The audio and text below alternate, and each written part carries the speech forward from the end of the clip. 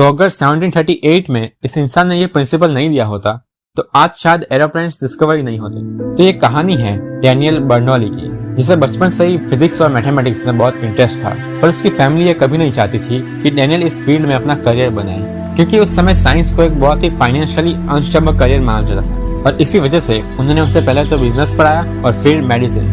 पर असल में डैनियल का इंटरेस्ट इन सब में था ही नहीं, और इसलिए इस सब के बावजूद वो सीक्रेटली मैथमेटिक्स और फिजिक्स पढ़ता रहा। और फिर कई सालों की मेहनत के बाद उसकी exceptional maths and physics skills finally लोगों के सामने उभरने लगी, जिसके कुछ वक्त बाद ही उसने अपनी फेमस बुक हाइड्रोडायनामिका पब्लिश की, जो आज की डेट में भी फ्लूइड मैकेनिक्स का one of the most foundational work है।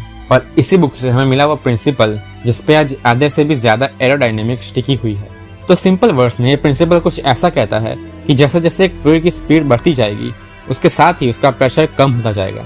जैसे इस एरोप्लेन के विंग को देखो, अब क्योंकि इसके ऊपर का एरिया ज्यादा कर्व है, इस वजह से वहाँ एयर कंपैरेटिवली फास्ट होगी नीचे वाले एरिया से, और इसी फास्टर एयर की वजह से वहाँ ऊपर एक लो प्रेशर और नीचे हायर प्रेशर क्रिएट होगा।